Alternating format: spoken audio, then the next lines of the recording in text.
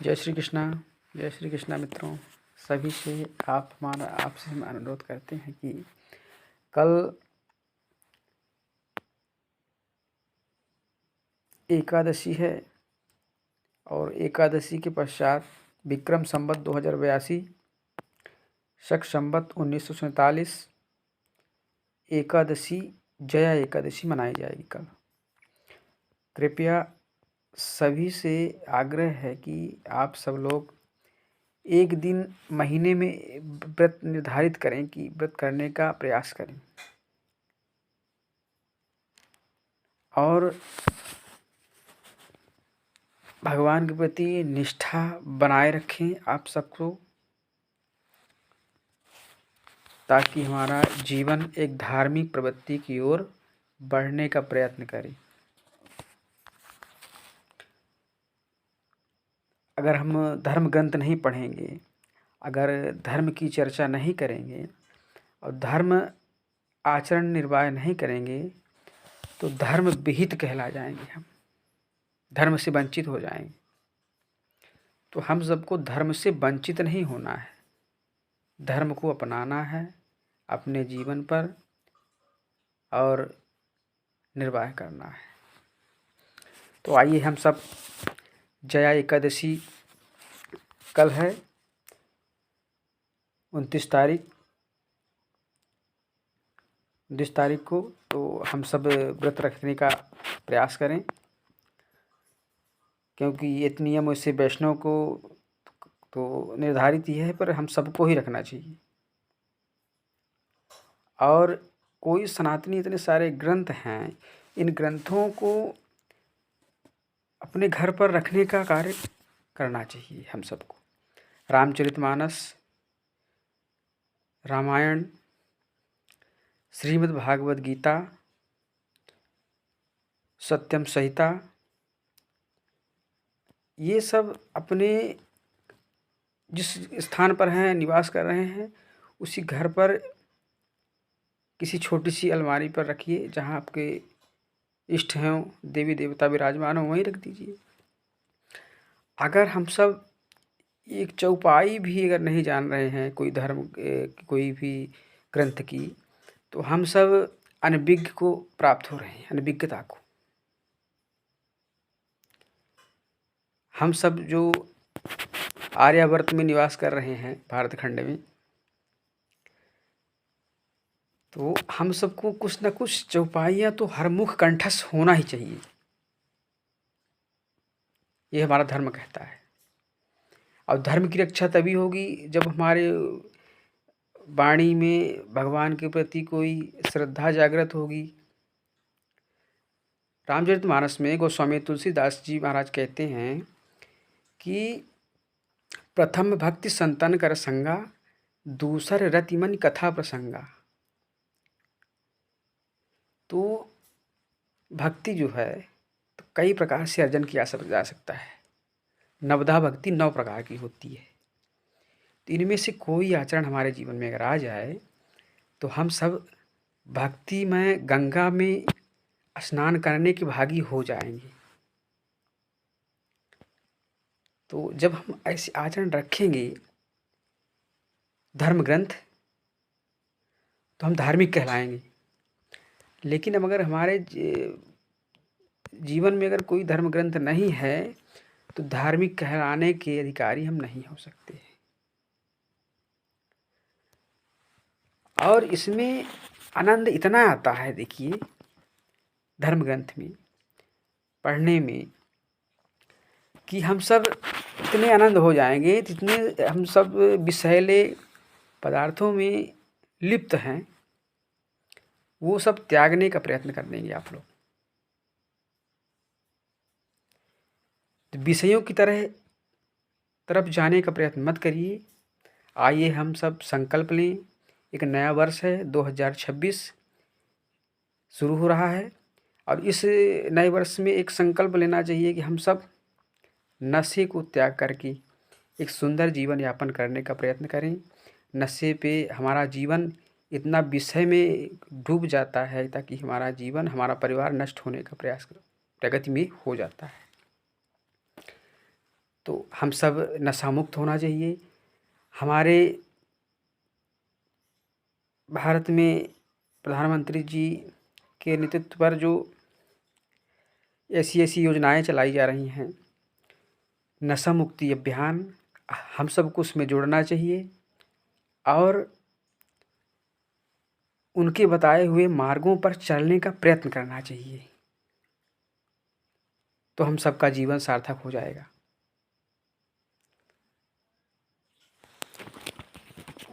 कोई भी अगर आपके विचार में ग्रंथ समझ में नहीं आ रहा है तो ये है आपकी श्रीमद् भगवत गीता यथारूप। इसको ऑनलाइन के माध्यम से भी मंगवा सकते हैं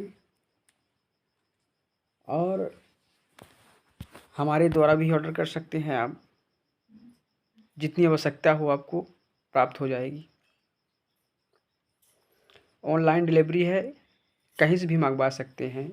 लेकिन जो श्री कृष्ण कृपा मूर्ति श्रीमद् एसी भक्ति वेदांत गोस्वामी प्रभुपाद जी लिखते हैं, संस्थापक आचार्य हैं अंतर्राष्ट्रीय कृष्ण भावामृत संघ श्रीमद् भगवत गीता के। इन्होंने भक्ति को जगाया है अपने जीवन पे और विकसित किया है। इनकी शाखाएं अपने भारत में अनेक जगहों पर विकसित हो रही है और कुछ क्षण या कुछ दिनों बाद हर स्कूलों पर वितरण होगी। सभी स्कूलों पर श्रीमद् भगवत गीता एक कोर्स के रूप में पढ़ाया जाएगा। आज नहीं तो थोड़ा और समय लगने पर ये सब पढ़ाया जाएगा। तो हम सबको रखना चाहिए। आज की डेट में अगर आप किसी से अनभिज्ञ व्यक्ति से अगर कहते हैं कि अपने धार्मिक ग्रंथ का एक कोई चौपाई अगर बता दें तो उसे बताने में बड़ी कठिनाई होगी। और अपने ग्रंथों में 18 पुराणों में से अगर एक पुराण का एक नाम पूछ लीजिए, उनको बताने में इतनी विडंबना होगी कि प्रभु मुश्किल हो जाएगी। पर नाम भी याद होना चाहिए हमें, और कभी कभी हमें अर्जन भी करना चाहिए। इनमें से हमें ज्ञान मिलता है। अब ये ज्ञान इतना अद्भुत है कि हमारे जीवन को परिवर्तित कर देगा। गोस्वामी तुलसीदास जी रामचरितमानस में स्पष्ट कहते हैं कि बिन सत्संग विवेक न हुई और राम कृपा बिन सुलभ न सोई और सठ सुधरई से संगय पाई पारस परत को घात सुहाई। कितना भी दुष्ट व्यक्ति हो, दुराचारी हो, कुलक्षणी हो, कुवृत्ति वाला हो, तो वो अगर सत्संग का सहारा ले ले तो उसका जीवन परिवर्तन होने से कोई नहीं रोक सकता है। तो हम सबको इन ग्रंथों पर दृष्टि डालना चाहिए। सर्वो एक कहा गया है श्रीमद् भगवद गीता में कि सर्वो उपनिषदो गावो दुग्धो गोपाल नंदना पार्थो वत्सला सुधि भोक्तो दुग्धम गीता मृतम महात्मा। यह कि गीता उपनिषद जो है, श्रीमद् भागवत गीता जो समस्त उपनिषदों का सार है, गाय के तुल्य है। यह गीता उपनिषद श्रीमद् भागवत गीता जो समस्त उपनिषदों का सार है, गाय के तुल्य है ये, और ग्वाल बाल के रूप में विख्यात है। भगवान श्री कृष्ण इस गाय को दूहते रहते हैं। अर्जुन बछड़े के रूप में सारे विद्वान तथा शुद्ध भक्त भगवत गीता के अमृतमय दुग्ध का पान करते रहते हैं।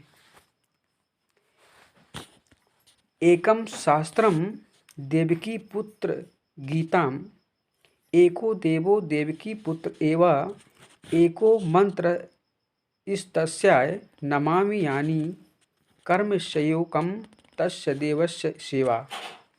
आज के युग में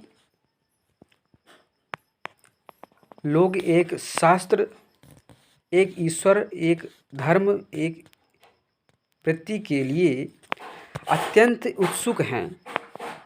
एताएत एकम शास्त्रम देवकी पुत्र गीता, केवल एक शास्त्र ही है भगवद गीता जो सारे विश्व के लिए हो।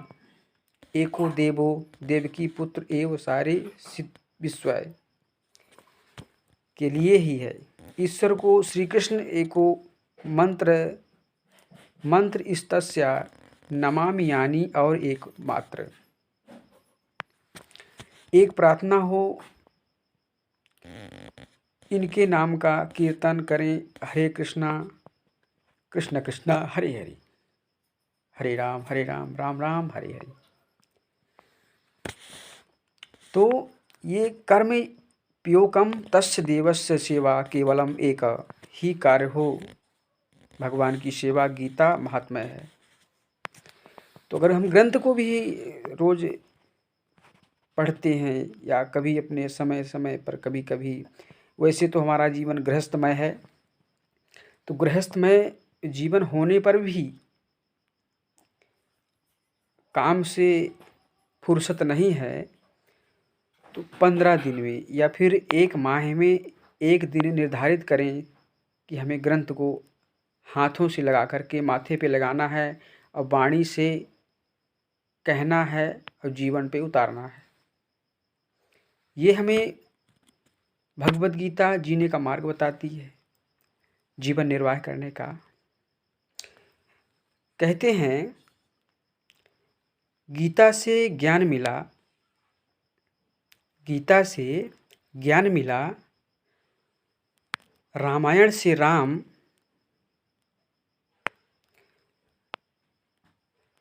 और कर्म से हमें हिंदू धर्म मिला, धर्म से हिंदुस्तान। तो हम सब बड़े भाग्यशाली हैं जो इस भारतवर्ष में हम लोगों का जन्म हुआ है, और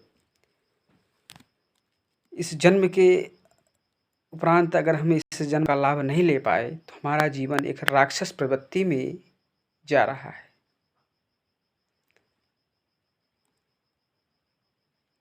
क्योंकि अगर धर्म को नहीं जान पाए और धन कमाना ही महत्व नहीं रखता है हमारे जीवन पे, विशेषता तो ये है धर्म कैसे कमाया जाए, ये इसकी विशेषता होनी चाहिए हम सबको।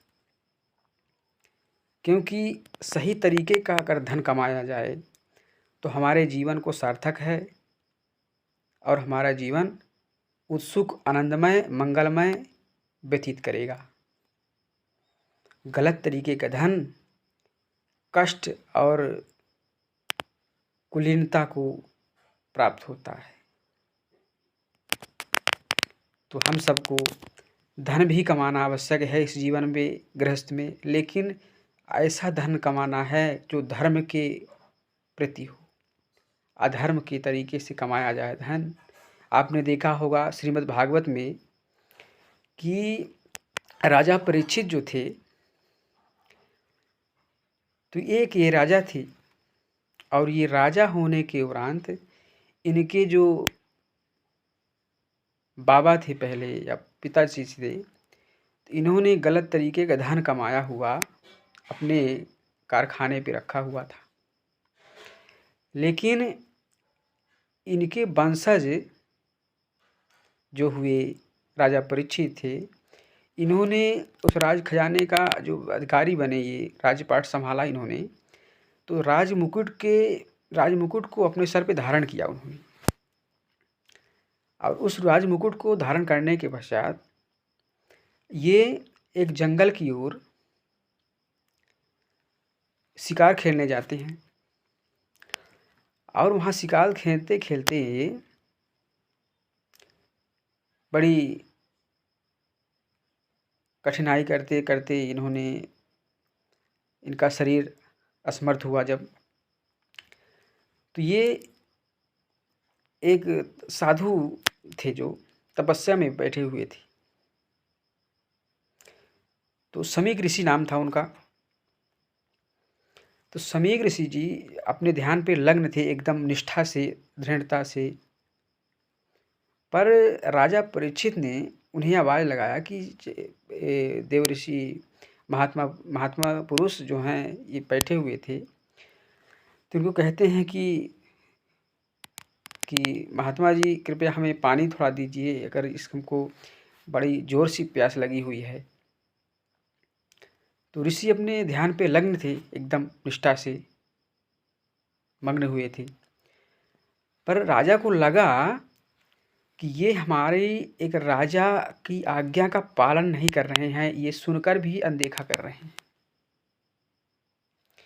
तो इन्होंने एक अहंकार में आकर के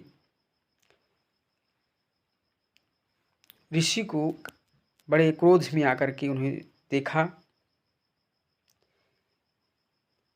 और देख करके इन्हें बड़ा क्रोध आया। तो इन्होंने क्या किया कि उन्हीं के बगल में एक मरा हुआ सर्प पड़ा था, उस सर्प को उसी बाण की सैया से उठा करके समीक ऋषि के गले पे डाल देते हैं। ये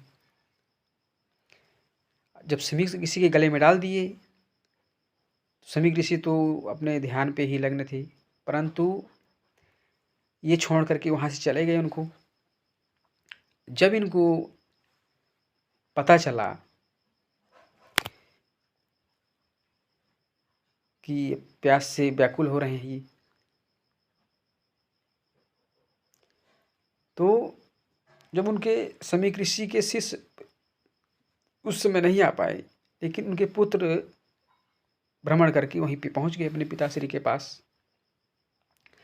अब उन्होंने देखा कि हमारे पिताश्री के गले में एक मरा हुआ सर्प, ऐसा कौन सा व्यक्ति है जो इतने बड़े तपस्वी, इतने बड़े ज्ञानी और विद्वान के गले पे सर्प डालने का कार्य किया हुआ है।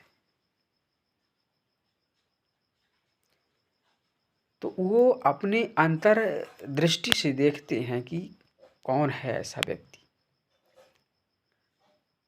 तो जब देखते हैं तो अंतर दृष्टि से तो उन्हें पता चलता है कि राजा परीक्षित ने ऐसा काम किया है। जब उन्हें पता चला तो क्रोध में आकर के उन्होंने दंड दे दिया। जब दंड दिए तो उनके समीक ऋषि की जो ध्यान से बाहर जब आए तो कहने लगे, पुत्र ऐसा काम नहीं करना चाहिए तुम्हें, क्योंकि एक राजा एक प्रजा का रक्षक होता है, और रक्षक कोई गलती बस अगर कोई कार्य ऐसे गलत कर दे तो उसे हम सब प्रजा को दंड देने का अधिकार नहीं है। तो एक राजा हैं, उनको अधिकार है किसी से जल मांगने का या फिर कोई कार्य कराने के लिए। तो पुत्र ये सब तुम गलत किए हो। तो क्या करते हैं समीक ऋषि की अपने दूत के द्वारा एक पत्र लिखते हैं, और पत्र लिख करके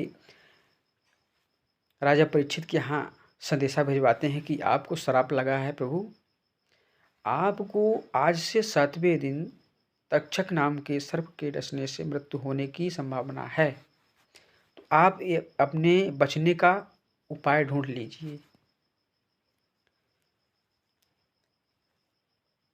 तो जब उन्हें सूचना मिली राजा परीक्षित को तो बड़े घबरा गए।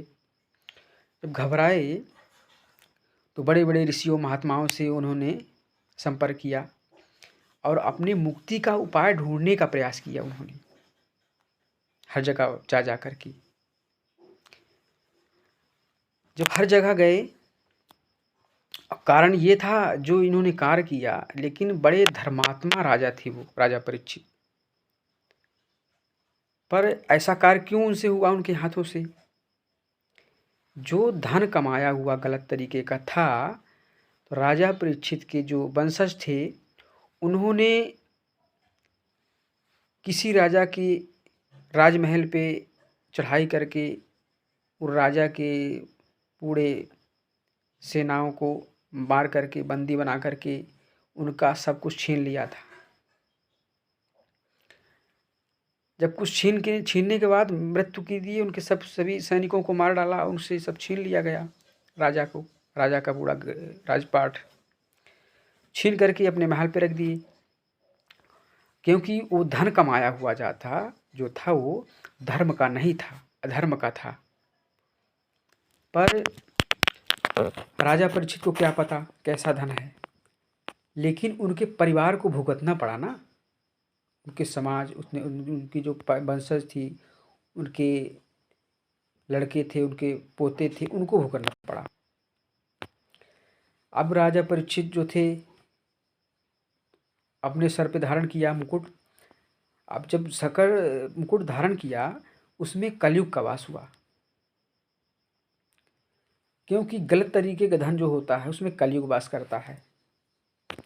अब कलयुग उसमें वास किया, और जो जब कलयुग वास किया तो कलयुग तो कोई धर्म का कार्य कराएगा नहीं, अधर्म का कार्य कराता है। कलयुग दुष्कर्म कराता है, बेविचार करवाता है, और इससे विनाश होता है।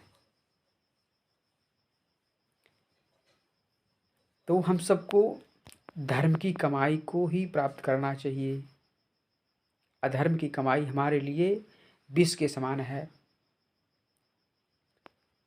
अधर्म का अगर कोई मिलता भी है तो उसे हमें नहीं चाहिए, क्योंकि आएगा, आते वक्त अगर वो धन आता है तो हम बड़े आनंदित होते हैं। अगर वो धन जब जाएगा तो हमें इतनी पीड़ा दे के जाएगा, इतना कष्ट दे के जाएगा कि हमें नहीं, हमारे वंशज को भुगतना पड़ेगा।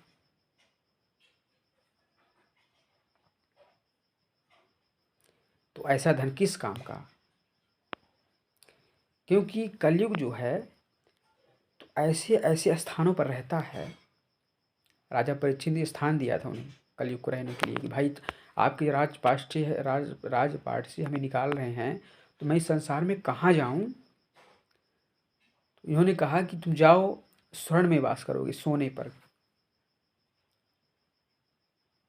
वैसा सोना नहीं जो गलत तरीके का कमाया हुआ होगा। और वहाँ पे भी वास करोगे जहाँ वैश्या निर्वाह करेगी।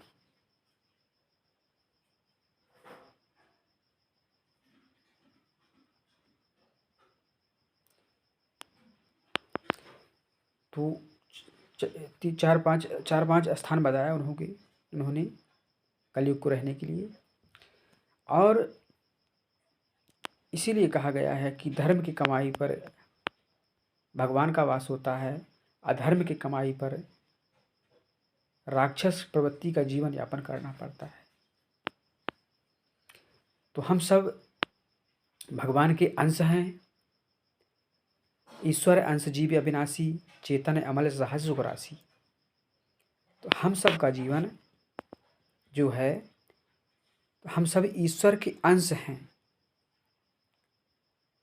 और ईश्वर का अंश जो है वो भगवान भगवत प्राप्ति के लिए ही बना हुआ है। किसी के जीवन को नष्ट करने के लिए नहीं बना हमारा जीवन, किसी के जीवन को बचाने के लिए बना है, किसी को कष्ट देने के लिए नहीं बना है, किसी को सुखी देने के लिए बना हुआ है। तो हम सब धन में अंधे ना हो जाएं कि हमें धर्म भी दिखाई ना दे। अधर्म करने के लिए रास्ता का तैयारी करें हम सब, ऐसा नहीं करना चाहिए। धन ही कमाना आवश्यक है, लेकिन किसी को ऐसा धन का दुरुपयोग ना करें जो कि धर्म विहीन होने का समय आ जाए।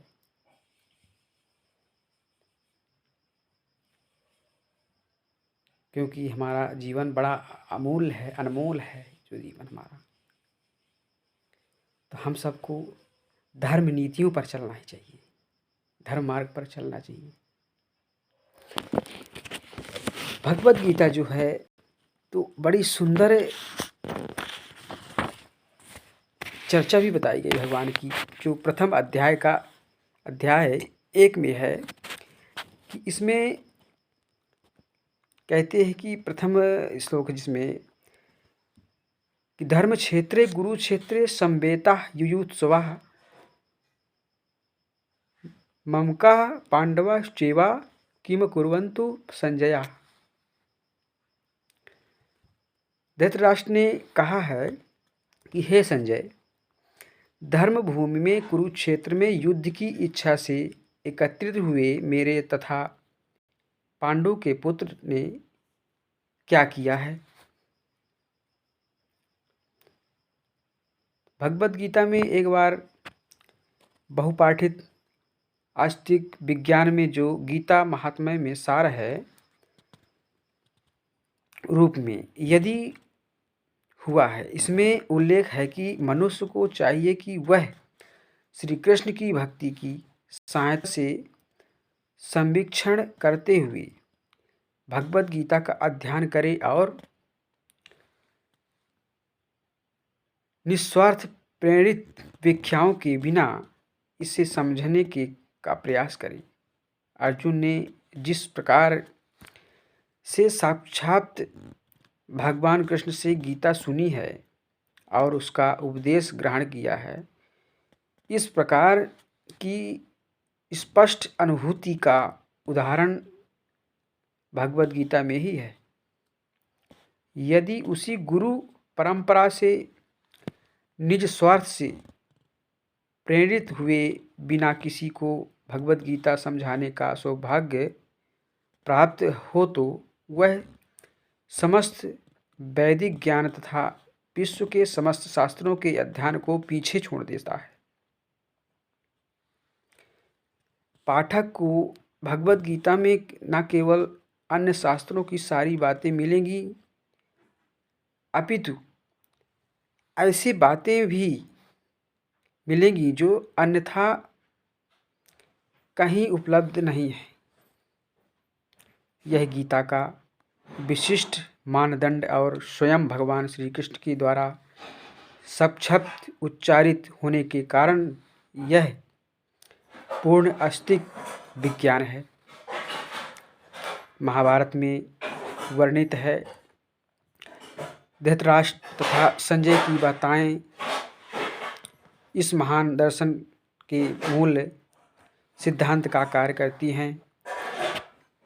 माना जाता है कि दर्शन की स्तुति कुरुक्षेत्र में युद्ध स्थल में हुई, जो वैदिक युग से पवित्र तीर्थ स्थल पर रहा है, उसका वचन भगवान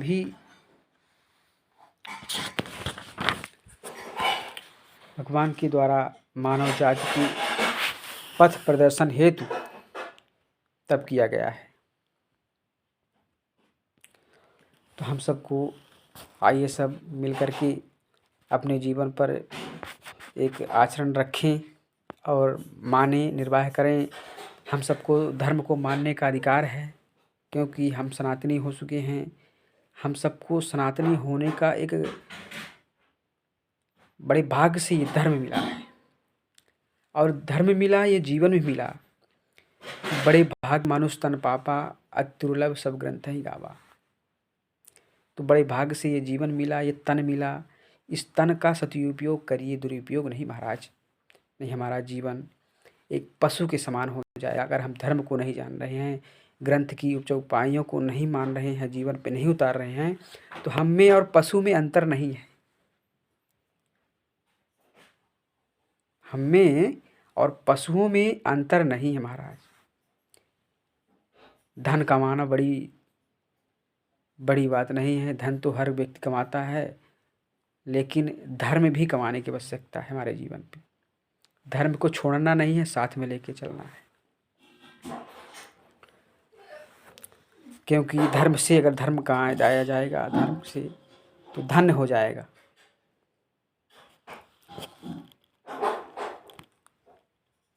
तो आइए हम सब भारत की गौएं जो माताएं हैं, गौ माता, उनको भी बड़े सुंदर का दर्जा देना चाहिए, माँ के समान मानना भी चाहिए। क्योंकि अब हर जगह गौ स्थापना हो रही है, गौशालाएं बन रहे हैं, उन गौशालाओं पे गौ माताओं के रहने के लिए व्यवस्था हो रही है, और अपराधों को रोकना चाहिए हम सबको। गौ माता की रक्षा भी करनी चाहिए। प्रयास करें कि गौ माता को कभी लाठी और डंडे से ना मारें, क्योंकि वो भी एक जीव है और माँ के समान हमारी है। क्योंकि हमारी तो गृहस्थी है, उनकी गृहस्थी कुछ नहीं है। उनके स्थान पर अगर हमें भी छोड़ दिया जाए तो हम लोग भी वही आचरण पे आ जाएंगे, हमें भी वो सब भोगना पड़ेगा। तो हम सबको समझना चाहिए, हर जीव को संसार में सबको रहने का अधिकार है और सबको कहने का अधिकार है, रहने और कहने का अधिकार है। तो सबको हमको मानना चाहिए, जानना चाहिए, समझना चाहिए। धर्म से अनभिकृत नहीं होना चाहिए हमें।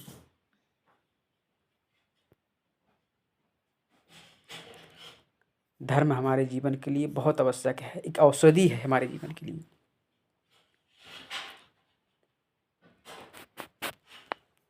क्योंकि कहा गया है कि हरि नाम की औषधि खरे नियत से खाए तो रोग व्याधि व्यापे नहीं, महारोग मिट जाए।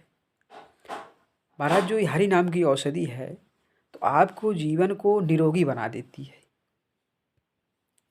निरोगी, रोग से मुक्त हो जाता है व्यक्ति अगर निष्ठा से, श्रद्धा से अगर आचरण रखा तो। निष्ठा और श्रद्धा से अगर भगवान के चरणों पे प्रीति अगर जागृत हो गई तो रोग की मजाल क्या कि आपके जीवन पे प्रवेश कर जाए, आपके शरीर पर। श्रद्धा होनी चाहिए।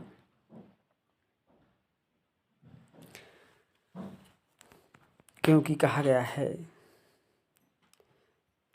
ऐसी वाणियों को भी त्यागना चाहिए हम सबको, कठोरता को, कि हमारी इस जीवन काल गृहस्थ जो है, गृहस्थ जीवन, इस गृहस्थ जीवन पे हम सब इतने परेशान हो जाते हैं कभी कभी कि अपनी वाणी पर कुछ भी कहने के लिए इतने उत्तेजित हो जाते हैं, कुछ भी कह देते हैं किसी को, या फिर अपने घर के परिवार को कुछ भी कह देते हैं। तो कहा गया है कि तुलसी मीठे बचन के और सूखे उपजहु चारों ओर, बसीकरण एक मंत्र है तजदी जो वचन कठोर। तो महाराज, हम सबको कठोरता को त्यागना चाहिए, कठोरता को त्यागना चाहिए। हमारे शरीर के लिए कठोर जो वाक्य है इतना विषैला है कि कोई स्वयं तो विषैले बने हुए हैं, पर अगर ये विष कहीं निकल गया तो कोई दूसरा व्यक्ति भी विषैला हो जाएगा, दूषित हो जाएगा। तो हमारी वाणी से कोई घायल ना होने पाए, भगवान से यही प्रार्थना रहे। और कर्म, संसार तो जो है ना, कर्म प्रधान विश्व रचि राखा, जो जस कहीं सोई फल चाखा। हमारा कर्म जो है,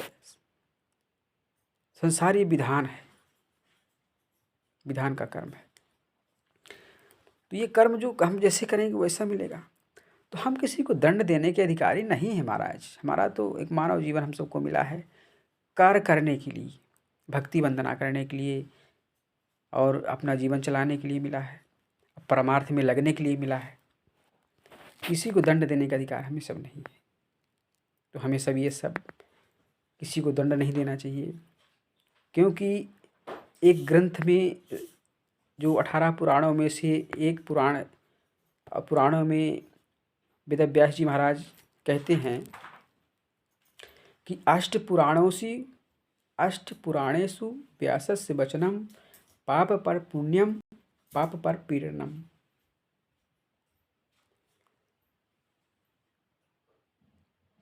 पाप का अर्थ होता है किसी को पीड़ा देना। पाप, किसी को पीड़ा देने का अर्थ है पाप करना।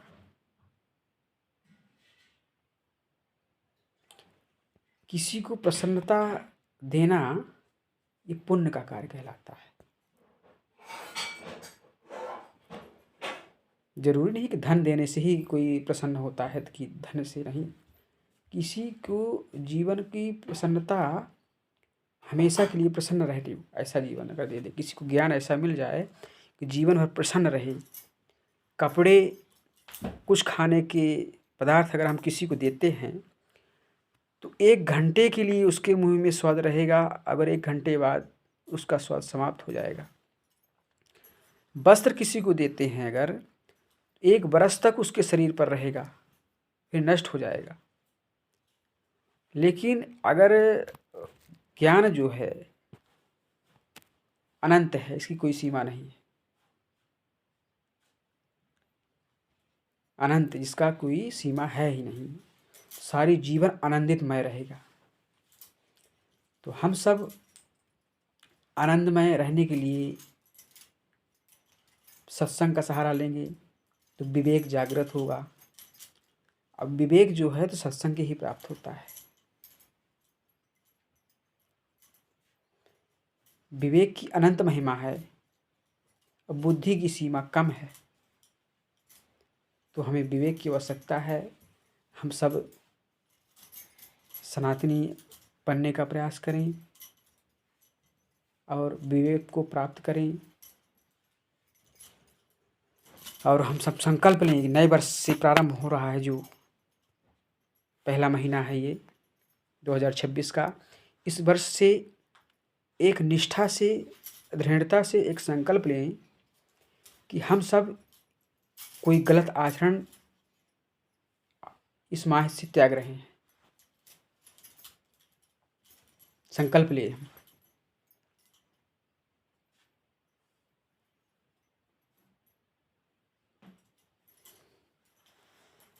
तो हम सब जुड़ें, धर्म में जुड़ें और अच्छे कर्म में जुड़ें। अपने सामर्थ्य के अनुसार मदद करने का प्रयत्न करें किसी का, क्योंकि दान भी जीवन में आवश्यक है। ऐसा नहीं कि हमारे पास जीवन अगर धन हो गया तो धन को छिपाने में लगाएं, लेकिन धर्म, हमारा जीवन जो है ऋणी है। ऋणी कैसे है महाराज? जो कि देव ऋण, ऋषि ऋण, पितृ ऋण, 3 ऋणों से जो है, 3 ऋणों का अधिकारी है। जो हम कमाएं उसमें स्वयं का अधिकार हमारा नहीं है। ये हमारी मूर्खता है कि हम सब जो धन कमाते हैं उसको व्यवस्थित रख लिए और उसे कहीं उपयोग नहीं कर रहे हैं अपने अलावा। अपनी मुट्ठी से धर्म के नाम का निकलना चाहिए। लोग कहते हैं कि महाराज आज के ज़माने में हम दान दे दिए, वो बेच दिया या कुछ कर दिया। तो अपने को महाराज ये अपनी निष्ठा रखनी है कि हमको दे दिए, हमारे यहाँ से छूट गया तो बेचे या कहीं भी जाए, हमारे धर्म से हमारे नाम से गया है, वो तो हमारा उपकार ही करेगा। वो व्यक्ति कुछ भी कर दे, लेकिन जिसे हमने दिया अपने हाथ से छूटा, जहाँ जाएगा धर्म में लगेगा। और ब्राह्मणों का सम्मान करिए, वैष्णवों का सम्मान करिए, गौ माता का सम्मान करिए और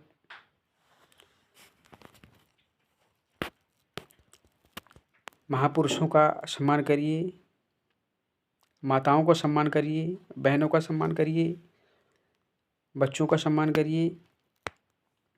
क्योंकि किसी की, दूसरे की अगर माँ है तो हमारी माँ है, दूसरी की बहन है तो हमारी बहन है। तो हम सब, क्योंकि महिलाओं को माँ का दर्जा भी दिया गया है, कई रूप में माँ का दर्जा दिया गया उन्हें। तो हम सबको मानना चाहिए, जानना भी चाहिए। किसी के प्रति दुर्व्यवहार नहीं रखना चाहिए हमें। अब किसी का स्वभाव भी जैसा है तैसा उसको छोड़ दीजिए अपने हाल पर। अपने निष्ठा आचरण पर परिपक्व रहना है।